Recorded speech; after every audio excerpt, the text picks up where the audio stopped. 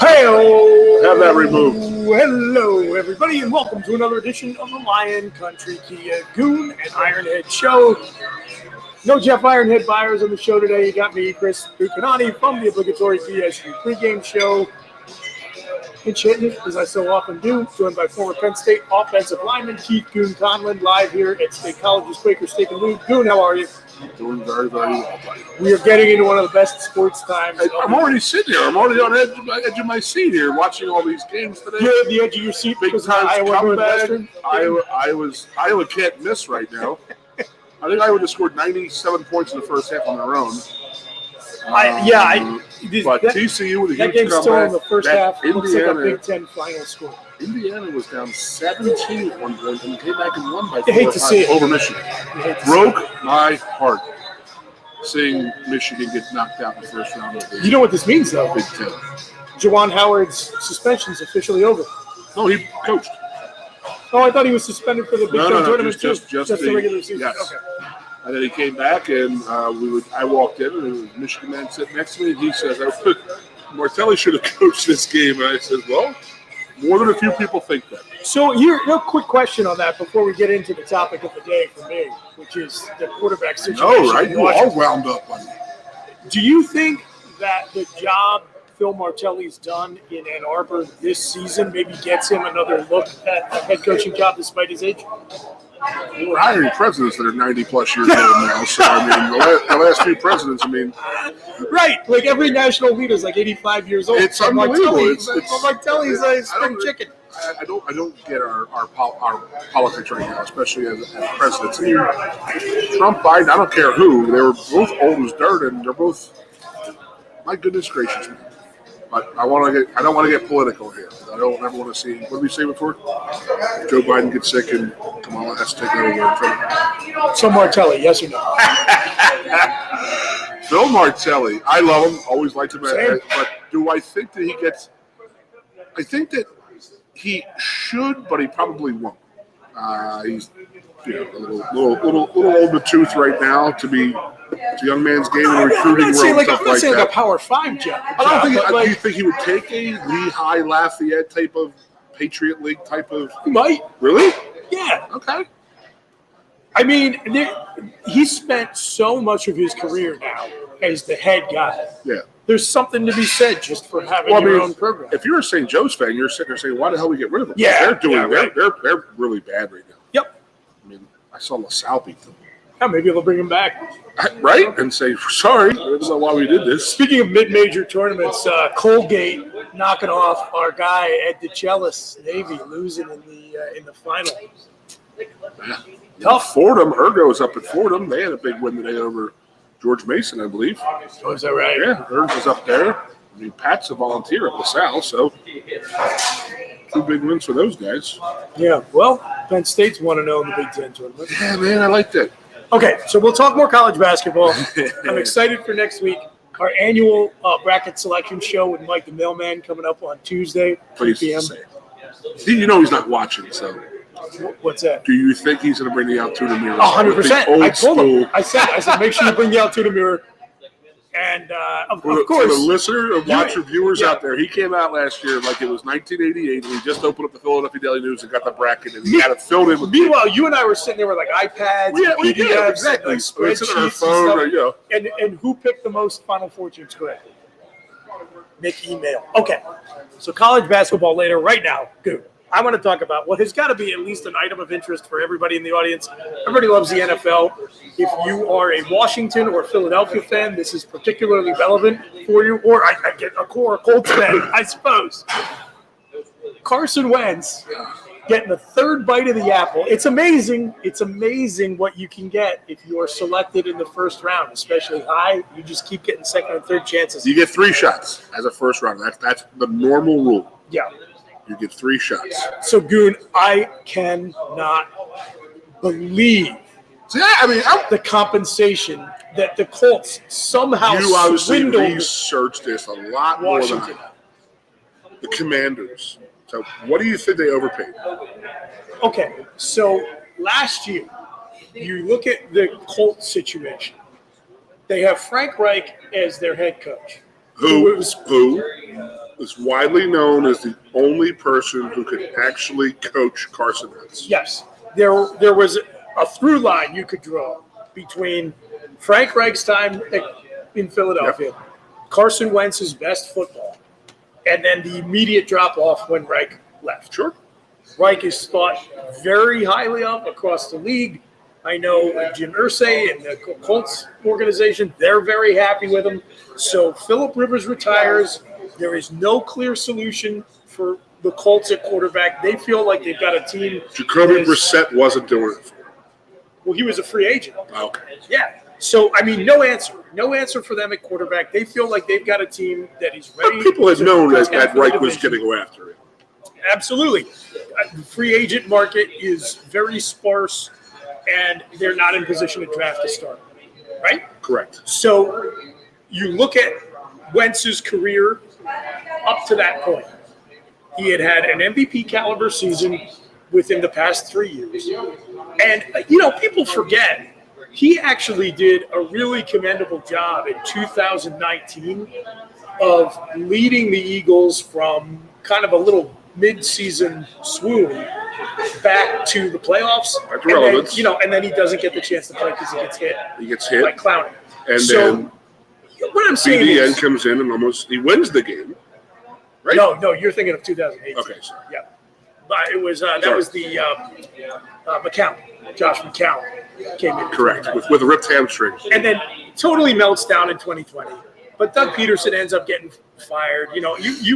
What I am trying to say is that if you were Indianapolis in the offseason prior, you could at least logically talk yourself into this is a reasonable trade to make, and this is the best we're going to do, frankly. It was a good trade for them. And we're going to match him back up with Reich and see what happens. On paper, so it was a if you look at the fantastic trade for both compensation teams. that Philly got back, they got a third-round pick, which they did not have in the 2021 draft, which they then leveraged to acquire Devontae Smith because they needed to trade that to move ahead of the Giants who were going to take him. And then they got a second-round pick this year that turned into one of our 3 first-round picks, right? So very good trade for Philadelphia. And at the time, Indianapolis too. Yes. They had a proven starter. They were well on their way. They were a playoff team. They just had to have a good, older, respected quarterback because they had just got rid of Rivers. Correct. And very similar to another guy we'll talk about a little bit later, Ben Simmons in Philadelphia. Carson Wentz was not going to play for the Eagles again, and everyone knew it.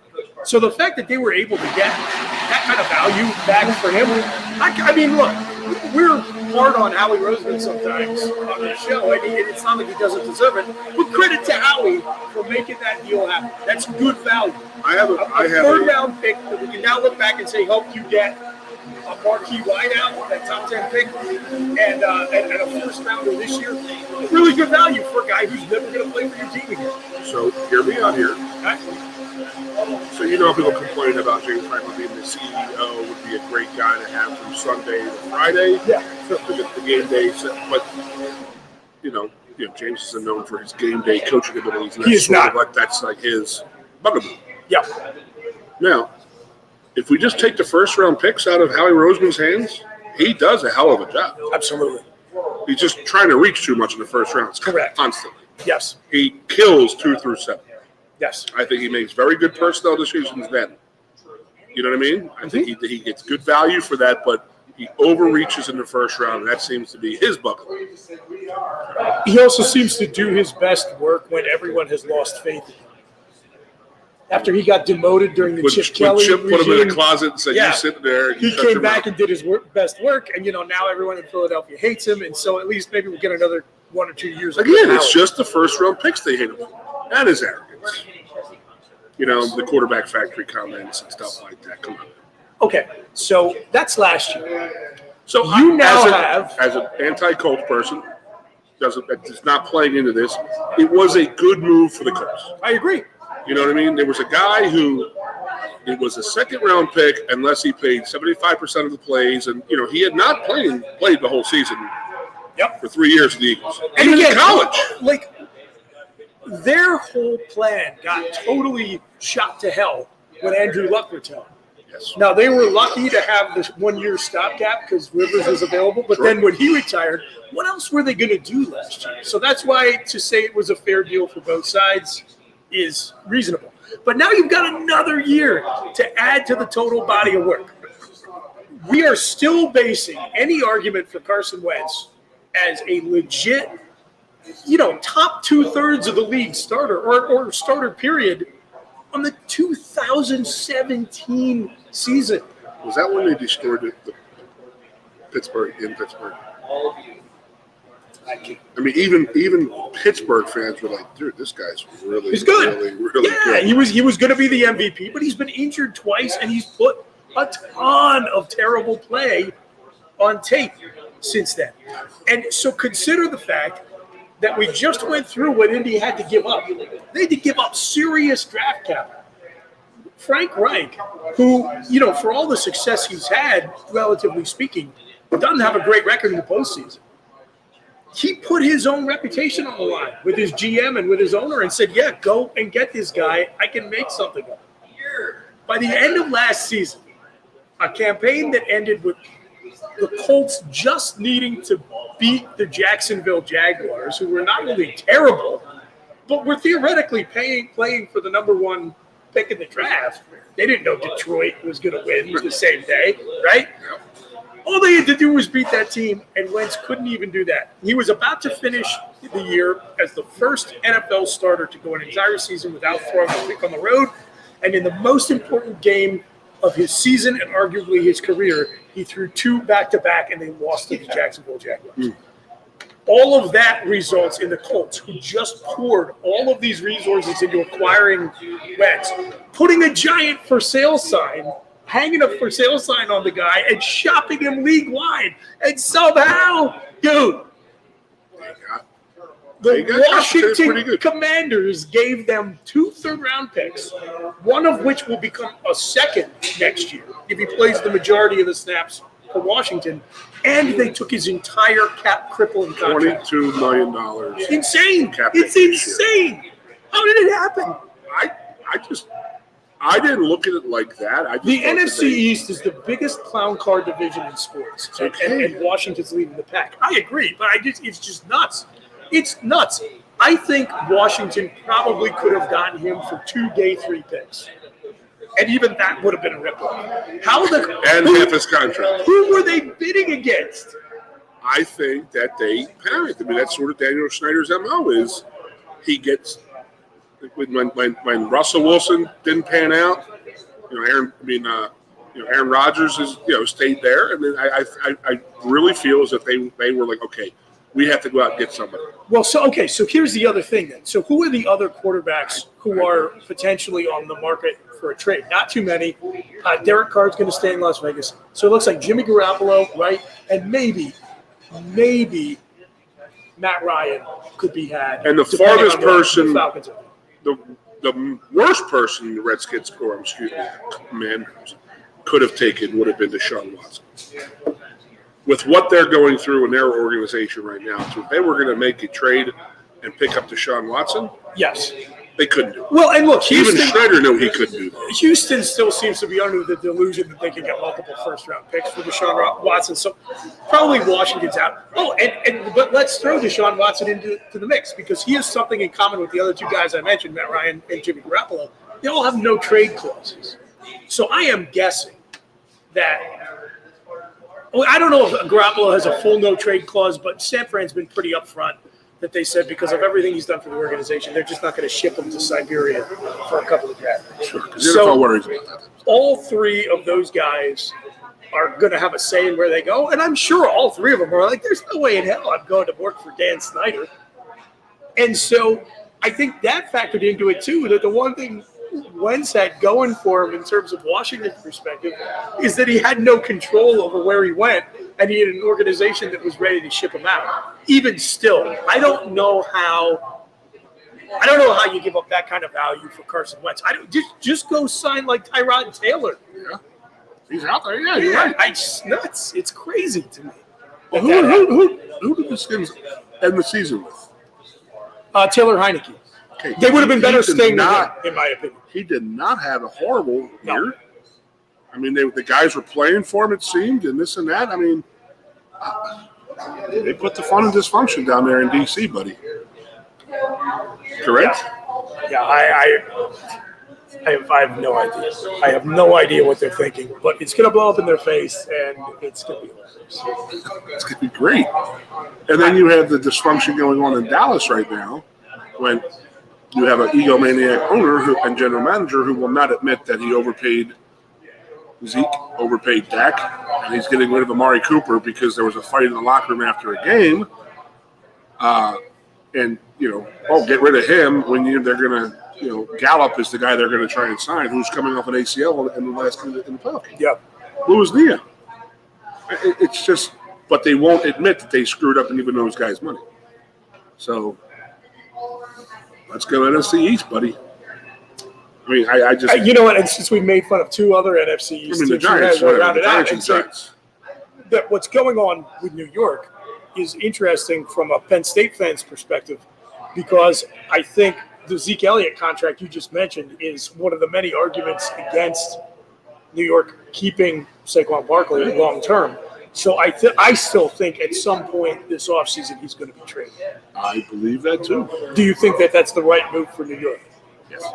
I do too, which is why I think maybe it won't happen. Go back to draft night and everybody, you're in the same ilk as I am and saying, like, dude, you don't draft running backs that high. You just don't do it.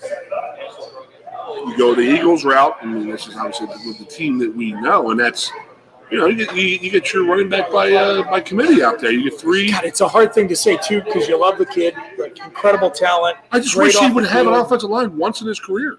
Well, like professional and college. I think he has a chance to end up in a good situation now because, clearly a team that will be willing to trade assets for him is one that believes they're prepared to contend right away.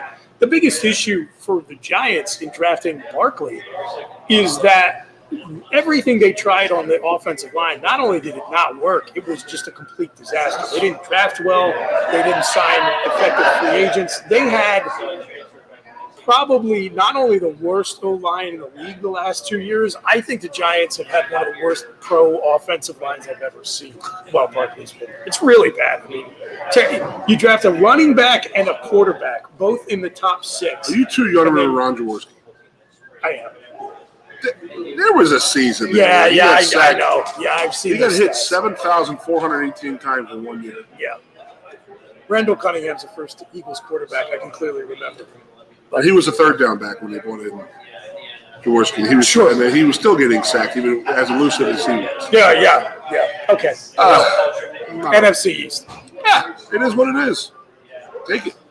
All right. To answer a caller's question here, Seed will be playing. He's the top line center for the Flyers next year at Derby. So good news for Seed. They re-signed him today. Are you out of here? Are you done with the Wentz thing? I mean, you were all wound up. That's what I got. I was starting to count your how many qual features did you have today? I just can't believe it, man. I don't think it's that. It is. It's. Go back to when Randy Moss got traded. He got traded for a 6th rounder. Like the trade value of proven stars is just crazy to me. Like versus draft picks. I mean, the NFL values draft picks more than actually proven players. And Randy Moss was good. Randy Moss was great. Like, that's my whole point. Like, Carson Wentz stinks. There's no ambiguity about the fact that he stinks. Just the fact that the Colts, after spending so much on him a year ago with a coach who we all knew loved him coming in, and they're like, God, just take him. Just he's not coming back. I got a little inside track on the Eagles situation, and the stories that I heard about him is literally matching right up to what the Colts are complaining about. And that is the guy who doesn't listen. He does what is on his own.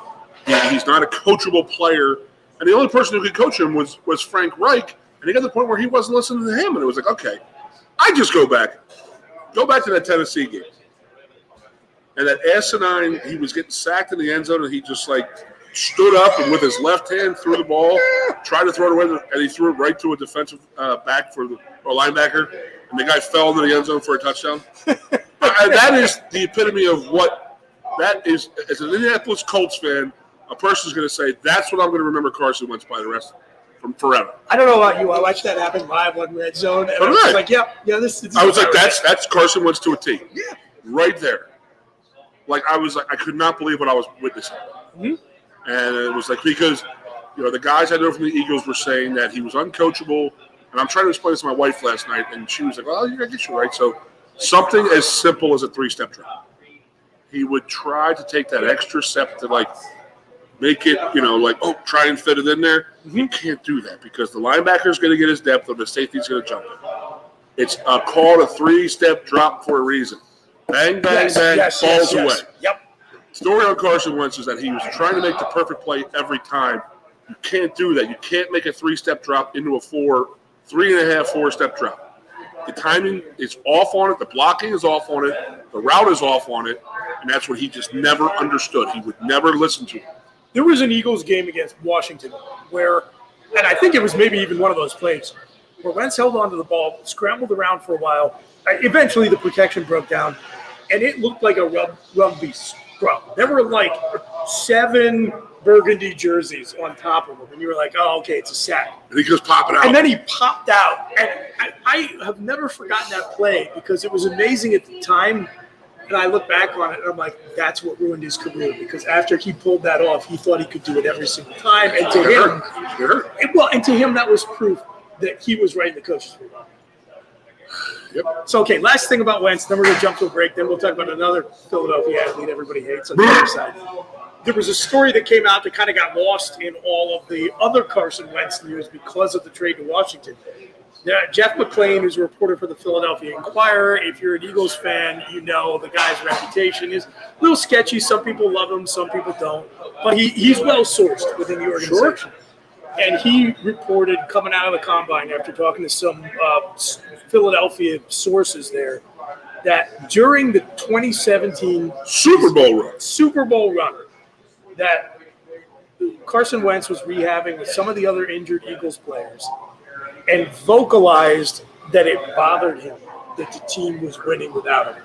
And apparently, at least one of the guys felt some kind of way about it. They had to be separated. Yes, and I would love to know who that was. So the betting money is on Darren Sproles, and I like that. You think? Yeah, that's the expert money is on Darren Sproles. Nice call, and that's awesome.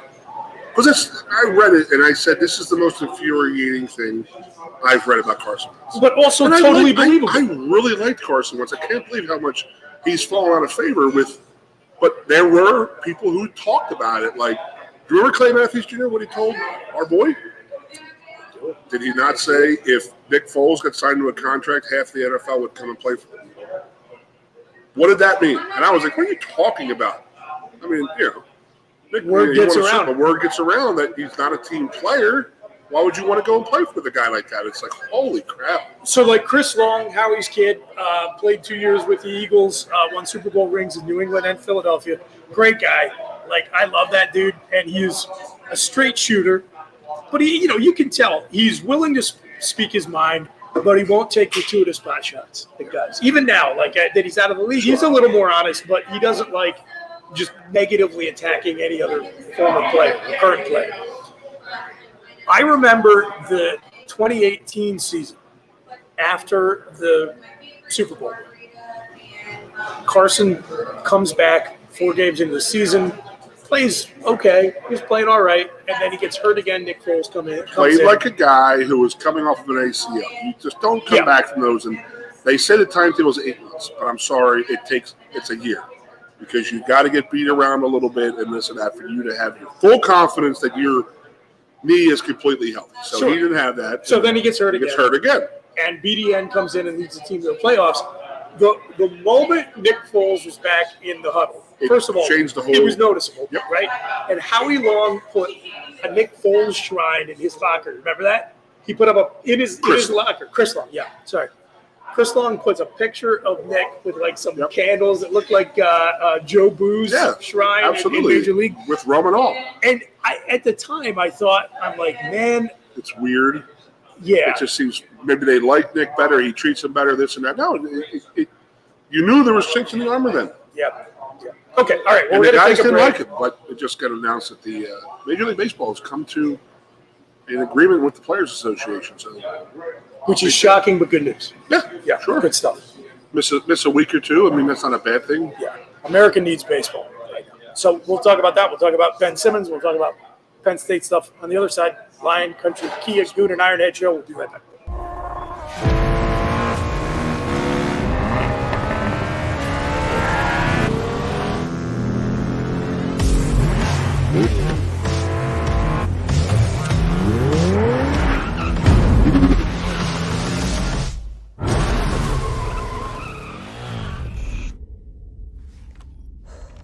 Best 2 out of 3? It's one fantastic ride. The turbocharged, tech-inspired new Kia Forte. There's always something happening at Quaker Steak Lube. From live music to exciting new flavors, meet your friends and refuel at your local Quaker Steak Lube today. Can't slow down? Then order online. Pick up and get back on the road. Find us at thelube.com.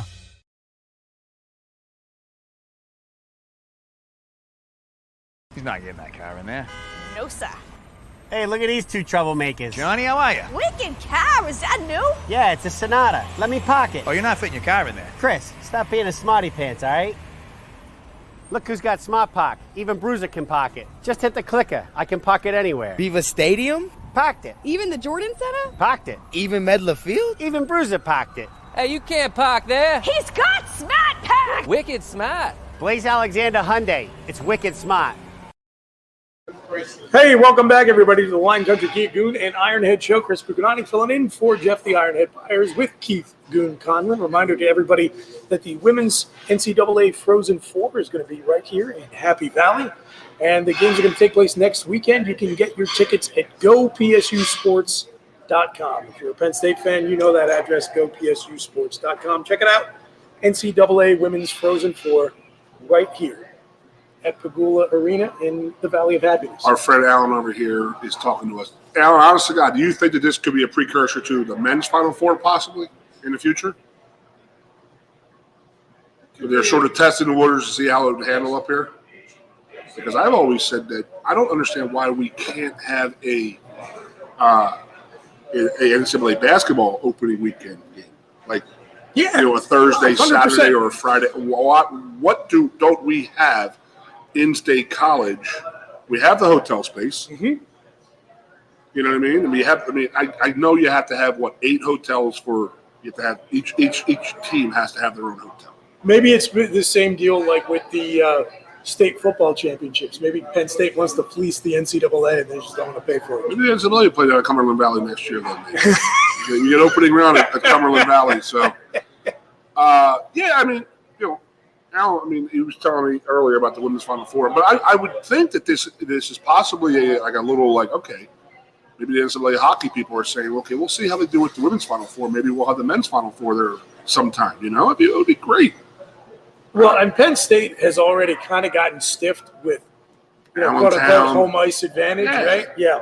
So that needs to be made up. So we didn't talk about it on Tuesday, but an unbelievable weekend for the men's hockey team, beating Ohio State and moving on to the next round. So they got Minnesota 1 game Saturday. Winner goes to the finals. So I was at the last Penn State Minnesota game on senior night. Yeah, Penn State jumped them. They were up 3-0. Penn State can skate with Minnesota for sure. Yes, they can. Yeah, no doubt. Yeah, and they, I know that Minnesota has a much bigger arena. Barn they call it, I guess, but they have a much bigger ice out there and it's a little more wide open. So, but me and Alan have talked for years that Guy him and Kale are so good at having their teams peak at the right time, and that is during the NCAAs. And that's where we're at right now with wrestling last week. We lose by 1.5, but I was trying to tell Jeff and talking to Jeff about it. I'm okay with that. It's like that coaching point that it was 1.5. He could point to all 10 of his wrestlers and say, if you just did one thing better and just hammer it home for 10 more days. Yeah. I think those dudes are going to go out to Detroit next weekend sharp and just hammering people. I really, really do. Trying to get every point they possibly can out there. So, I was thinking about this earlier in the week. I can't remember what years Penn State lost the Big Ten and then ended up winning the national title. And that's the point. If you win the whole thing, what happened in the conference tournament? No one matters. It doesn't matter. It's like Georgia. You think they care about the SEC title game? No, man, whatever. You can hang a banner, that's great, but the banner you want to hang says national champion, and they got it. So, so again, I've always liked Guy. I've always liked his teams. They play hard. They have an aggressive style of hockey, and they shoot the puck a lot. So yeah, I have always said if you're a novice fan, a casual hockey fan, the style of hockey that Penn State plays is perfect. It's fun. Yeah. Yeah. Okay, so we don't do a lot of NBA talk on this show for a variety of reasons, but you and I are both Philly guys. We can't let Ben Simmons' return to Philadelphia pass unremarked. What do you got? What do I got? Mm-hmm. Well, I know how much you love the 76ers. I told you today, I mean, I'm a Flyers guy through and through. You know that. Yeah, it's brutal. But that is so dysfunctional. It is so bad to me that I can't watch it. And I told you the other day, I actually watched a little bit of the Sixers game the other day. I can't watch the Flyers game. I just can't do it. Yes. I'm watching, Chris Terrier released a picture last week that it was Thursday night game, 13 minutes ago in the first period, and I swear to God there were 7,000 people in the stands. But that's not supposed to happen in Philadelphia. It's never supposed to happen in Philadelphia. And then they have town meetings and they want to know what's going on and this and that. The team stinks. That's what's going on. And then as much as I love Claude Giroux and everything he's done for Philadelphia, they need to trade him. They need to completely blow the thing up. Blow it up. Yep. Not sit there and say, "Oh, we got these two guys." Do you think you're only 2 or 3 players away from the cup? I know Penguins fans don't want to hear that. I don't think that the Penguins are. Ironhead seems to think they're going to make a run at the Stanley Cup. I really don't think so. I think that the Panthers, the Lightning, and the Hurricanes are just they're pretty damn good right now. Isn't that not to get too far off topic, but isn't that Gary Bettman's ultimate revenge? All those southern weather teams. Yeah. Oh God. I mean, the Johnstown Chiefs went down to Florida and did a great job down there, Okay, so Ben Simmons, how you feeling? Yeah, well, I mean, he's not going to play. It's not a shot. I put something. No, it's not at all. But the fact that he's going to be there, and there's all kinds of speculation of what's going to happen. So I know it's going to happen. Philadelphia fans are going to boo him, and all they're going to talk about is how bad Philadelphia fans are, and they threw snowballs at Santa Claus, and they booed Jimmy Johnson, and this and that, and it's just they're just going to do it because that's what the media does. There's murders in L.A. and San Francisco baseball games, but no one. Oh, those fans are great. Yep. Philadelphia fans are the worst fans. So it's just going to be one of those things that they're going to sit there and boo him unmercifully, whatever the word is, for 4 quarters there. And if he stands it. So there is a outside scenario that his agent, a.k.a. Clutch, who is LeBron's boy, is keeping him out there and because he wants to try and get the $20 million back that the Sixers have fined Ben Simmons. Yep. So if he goes there and the fans are unruly, they're going to sit there and say, well, this is why he didn't want to play. When in fact, 2 weeks ago, Ben Simmons said it's not the Philadelphia fans I have a problem with, not the Philadelphia fans whatsoever. I've loved the Philadelphia fans. Now, I'm not even a Sixers fan, and I know that the Sixers fans, they gave that guy every shot in the world. Oh, my goodness. Every shot in the world. They never booed him until it got to the point where he was so off of his game where he's passing up dunks. Yeah. Let me just set the record straight on this, okay? Ben Simmons was the number 1 overall pick in the draft. Correct. Ben Simmons got a veteran max contract. Early. He re-signed in Philadelphia. Yeah, and he wasn't even in his contract year. He was drafted to be and paid like one of the top stars in that league. Yep. And whether Him you and like Embiid, it, we're going to go the point guard. There were going to be Magic Johnson and Kareem Abdul-Jabbar. yeah, and whether you like it or you hate it, the model that has built the NBA's business enterprise since the 1980s is star-driven leagues. And it's very easy in basketball because there's only 5 guys on the floor. So, of course, there's no gear covering up the guy's face, so you get to actually know the players intimately because there's only 5 of them. You're right up there close. And in the biggest pressure situations, the guys who make the most endorsement money, who get the biggest contracts and are the biggest stars, are the ones who deliver because there is absolutely nowhere to hide in basketball. You talk about all the time in wrestling, there's nowhere to hide. The next scale down is from 1-on-1, it's 5-on-5, right? And so it's a star-driven league, number one, and way, way, way more than any other point in its history, it's a range shooting league, right? It's a three-point shooting league. And Simmons, one of the two things he's done consistent, not just last year, for years, he refuses to shoot the ball, period, especially from range, and he passes up opportunities to lead and to try to score the basketball in high-pressure moments in the postseason. So out of fear that he has to go to the free throw. Yeah, the two things that you absolutely must do to be a star in the NBA, he refuses to do, and Philadelphia fans, and I was one of them, backed that guy for years. Because he does have some aspects in his game that are phenomenal. He's and 6'10" point guard. Free throw shooting is terrible. And the one thing I would tell you, when I think about bad free throw shooting, who's the first player you think of? Shaq. Yes, correct. I just finished Scottie Pippen's book last week, and I had totally forgotten about this, but Scottie clearly had. He talks about the two games where he played against Shaq in the playoffs, where Shaq got the better of him.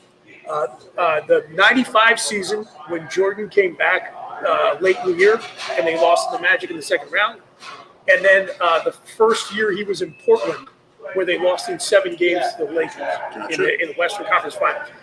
Both of those games, they tried to hack a Shaq, and Shaq hit. It was hammering. Yeah, he hit every single shot.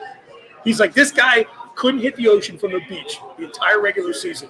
We put him on the line in the highest pressure situation in the fourth quarter of 2 win and send us home games, win or go home in the case of Portland, LA, and Shaq was perfect from the line. So I mean, even this a star player who is like so infamous for being a bad free throw shooter that you're like a casual fan. It's the first name you think of. You have days where you're wrong, right?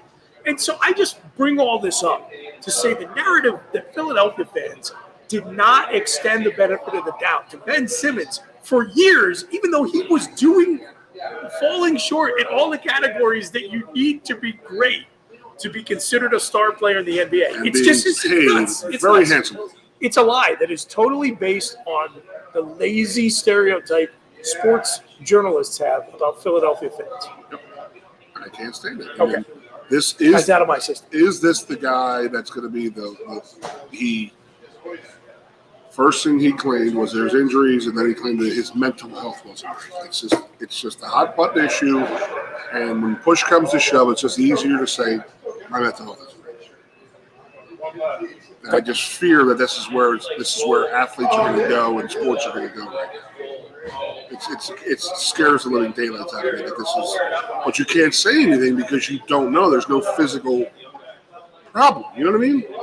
For him to say it's mental health and he wasn't right and mentally there or this and that, no one can call that out. But then they go up to, didn't Harden say the same thing in Brooklyn? He was hurt and this and that, and then he gets drafted to the Sixers and he's playing right away. It's just, I don't know, man. I don't know. The NBA is a little fishy to me to begin with, but that guy is just. I just don't want to see Philadelphia completely get bashed again by the national media because of the lazy national media.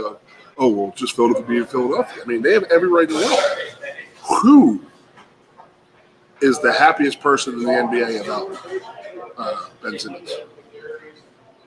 Markelle Fultz. Okay.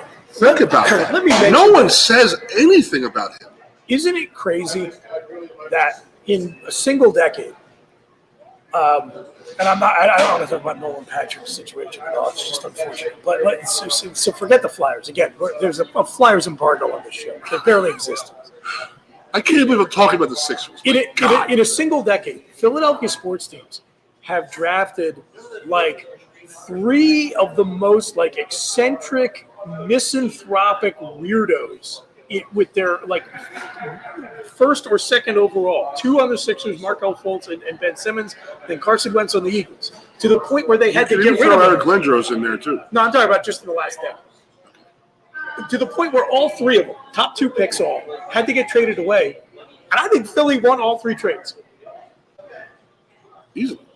Well, we'll see. I mean, look, if the Nets win the championship or something, then we have to go back and revise what we think about the Harden-Simmons trade. Even then, you could maybe say Simmons has never played for Philly again. So I laughed my ass off last week when but it's nuts. James Harden hit 5 3-pointers in 27 minutes of playing.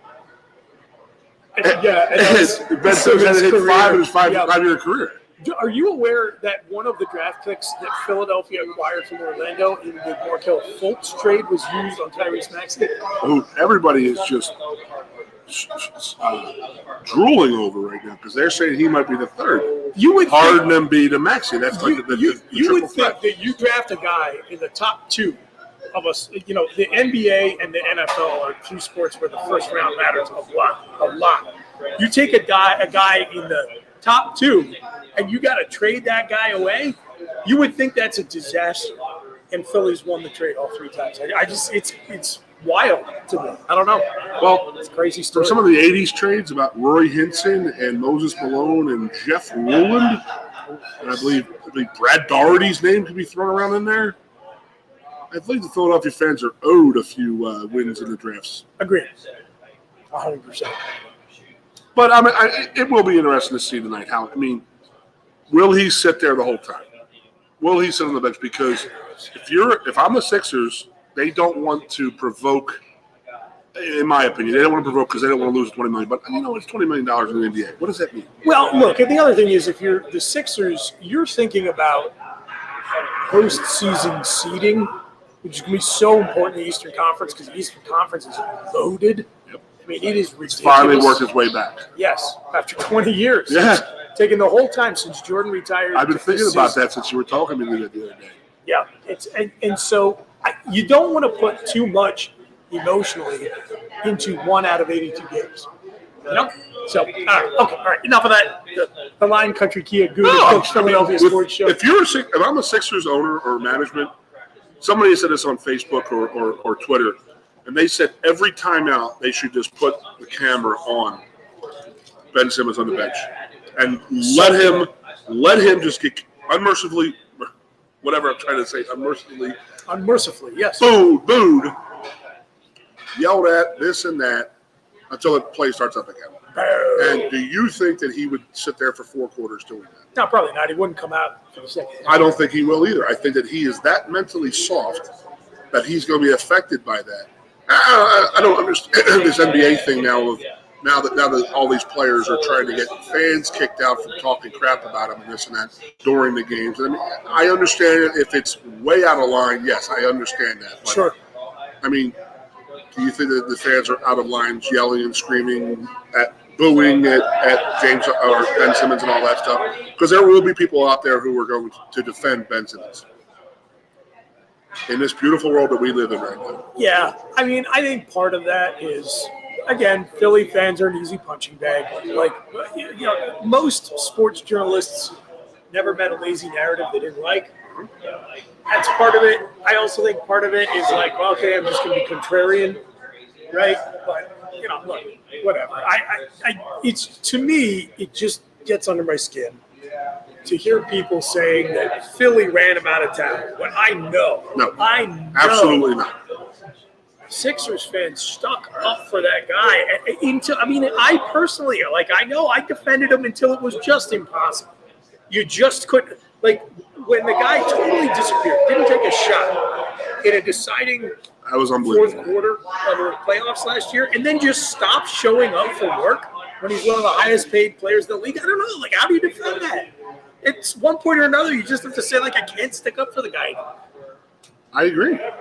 And then the minute you finally say, I'm done defending him, I'm done having blind faith in him, people on TV turn around and say, well, it's your fault. You drove him out of town. It's to me, it's kind of the same thing as being told it's my fault that we lost in 9 overtimes to Illinois because I haven't donated enough money to Penn State that we don't have more neon bullshit in the locker room. It's I can't take it. I heard a rumor about it. The disco ball did not make it to the game. And that was it. We were done. They can't beat the worst team in the conference. I heard the players were upset. The disco ball was not set up in the locker room and refused to win the game. It's all about disco balls now. Probably Fireworks and not. disco Yeah. balls. And maybe we should have gotten Ben Simmons at disco ball. Oh, but he's going to play it up, dude. I'm telling you, he's going to try and get that $20 million back with his grievance. A quick update. But that just drives me absolutely crazy. Yeah, I'm done. He said 2 weeks ago it was nothing to do with the Philadelphia fans. It was management. Okay. But now you're going to try and make this about the Philadelphia fans because you're trying to get your $20 million back. Well, you know what it's like when the lawyers get involved. Ruination of America?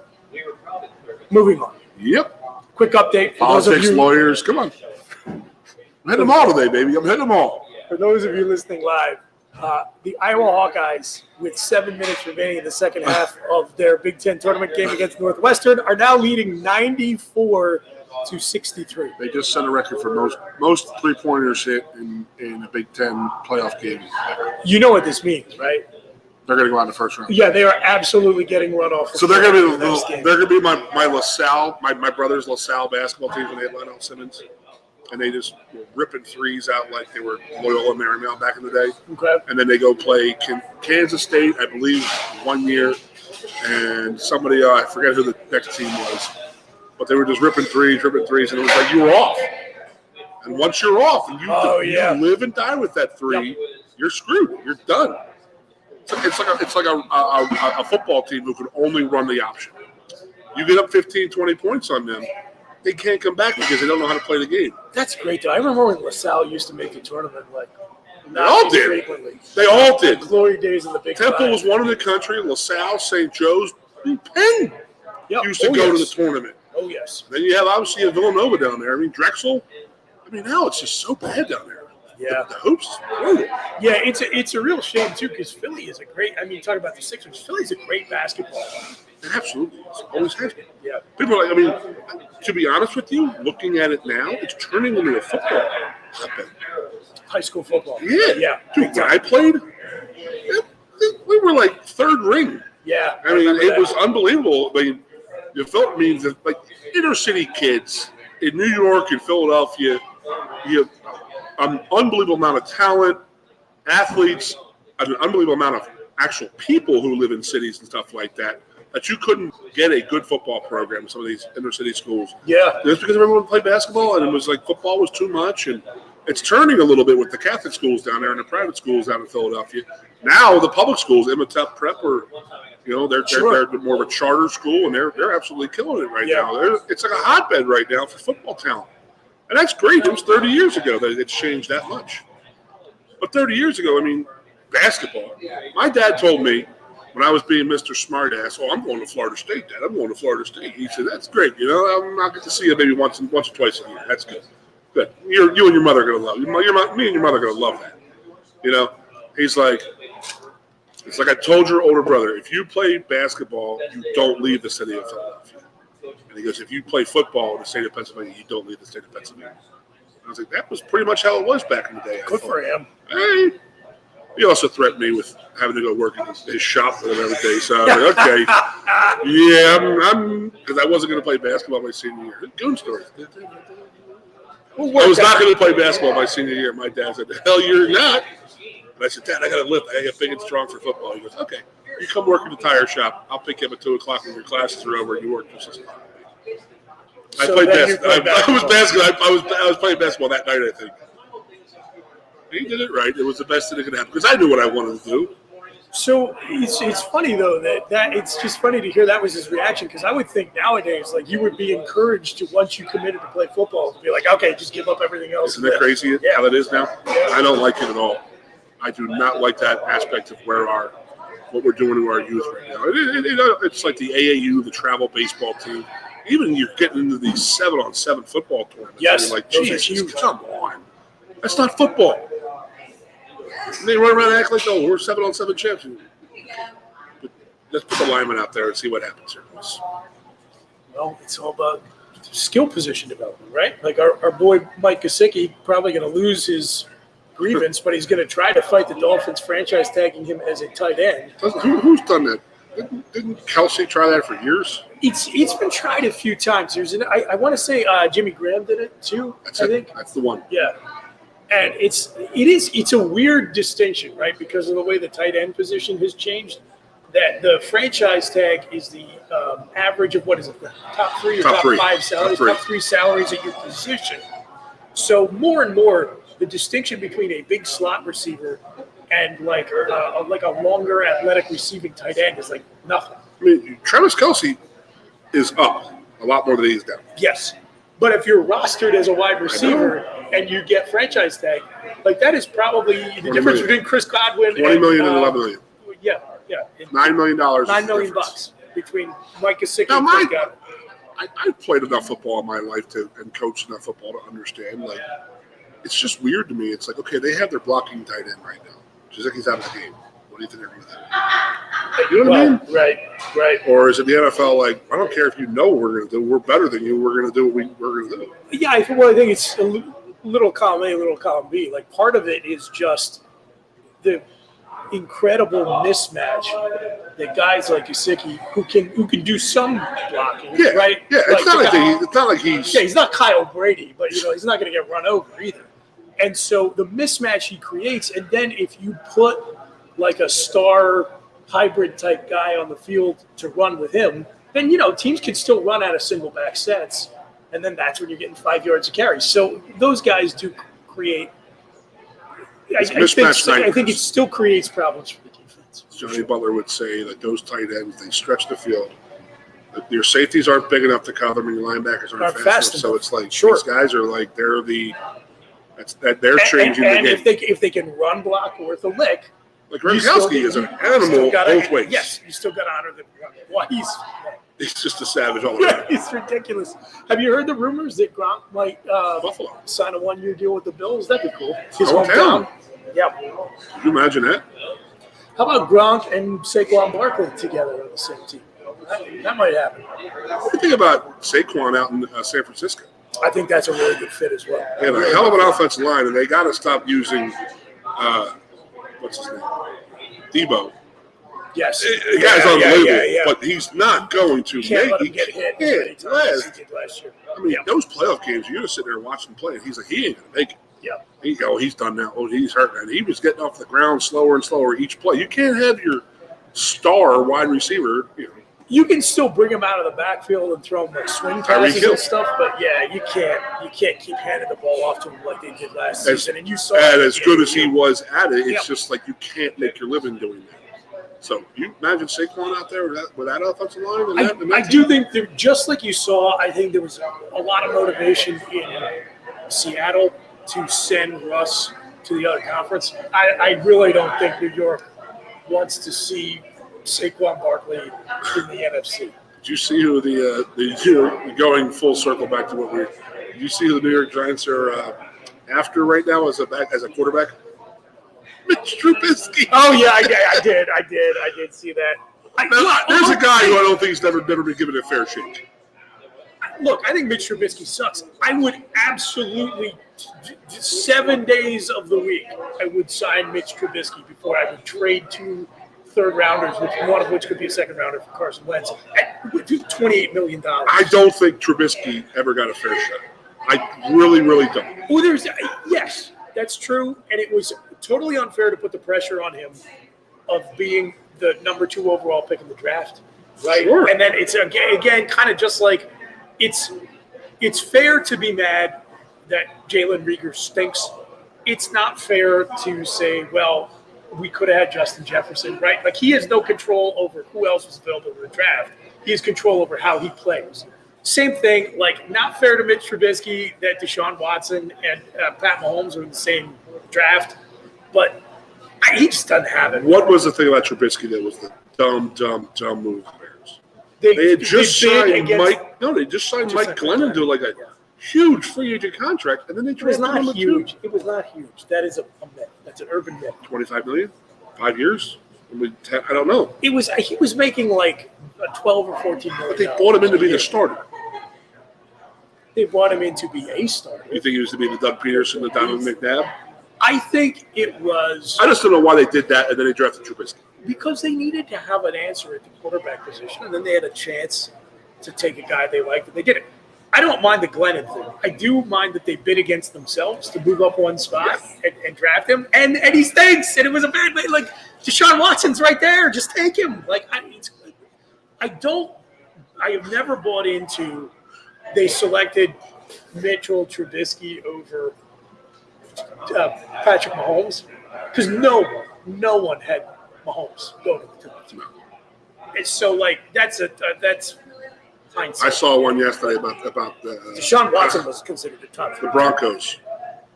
They could have had Russ, but 18 picks before the Broncos. 18 picks before the Seahawks. The Broncos drafted the 6'7". Brock Osweiler. And now they had to give up half their foundation and their future to get Russell Wilson to their team when they could have had him 8 years ago, but they picked up Brock Osweiler. Another brilliant personnel move of Bill O'Brien's. First thing he did was he gunned him, right? Yeah. So they were saying actually that John Elway, he's always liked the bigger, tall quarterbacks. And now he's at a 5'10", 5'11". They say he's 5'11". He ain't 5'11". Not that it matters. Nope. I can play. Be interesting to see how he does.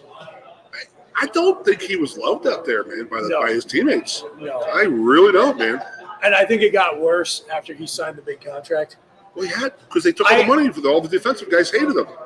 I haven't really had arguments because I respect the get your QB viewpoint. So it's not like I thought Philadelphia shouldn't be in on him, but my preference was let's run it back with Jalen Hurts. So I haven't had arguments. I've had discussions with some friends who were totally all in on we got to do it. We got to get Russ. That's the way to go. I'm relieved that we don't have to worry about it now. Apparently, Howie has cooled on the whole Deshaun Watson thing. It looks like this year, if Philadelphia brings in another quarterback, it's going to be Field draft. Gotcha. Iowa just hit their 18th three-pointer. Unbelievable. 105 points. 18 2 minutes left on the clock. three-pointers. Yeah. So I'm looking forward to next week. It's my favorite show of the year. Absolutely. We get to read about who Ironhead likes in the wrestling. Mm-hmm. So what we're saying next week, you're going to go Tuesday, Wednesday for shows, right? Because of the tournament and the wrestling tournament, right? Undecided. We'll announce on Tuesday. Okay. Probably. Depends on what the Mickey the email man says. Yes, Mickey exactly. Email. Yeah, so we'll have a good time with that. We'll do some tournament predictions. We'll talk about the Big Ten wrestling tournament. It looks like we are going to be able to talk about the early returns on the upcoming Major League Baseball season, which is great. I would be interested to see when we get off here how fast spring training is. I was just going to say, if there's an agreement in principle in place, could we see pitchers and catchers before the end of next week? What do they need? 3 weeks, 4 weeks? Yeah, thereabouts. Somebody set up there. I think they already said April 7th might be opening weekend. So that's missing a week. I think 2 weeks of the regular season are done. Yeah. Yeah. Well, I'll set the date over-unders. I'm saying April 8th will be the over-under. You're saying over, I'm saying under. I'm definitely saying over on April 8th. Yes. Goony, luck, enjoy brother. Detroit. Come back I'll to be the there National Tuesday. Championship. I'll be here Tuesday. Oh, yeah, that's right. Yeah. Okay. I got you before one more show. Yeah, buddy. The email man's coming, baby. Well, everybody, thanks for joining us on the Lion Good show, Country boys. Goon and Ironhead show. State College's Quaker Steak and Lube, always a good place to come enjoy some beers and wings, and definitely the place to be next week to watch all the action on all the flat panel TVs here. Come hang out with us. Come hang out with Mike the Mailman. We'll be back. Have a great weekend. Take care of yourselves and each other.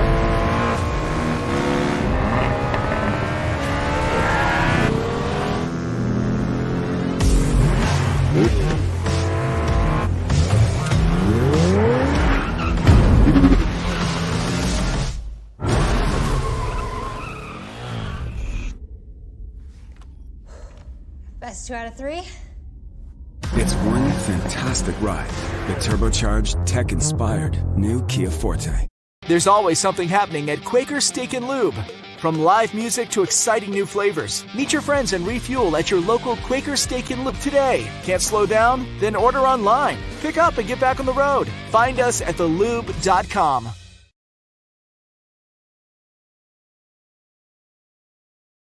not getting that car in there.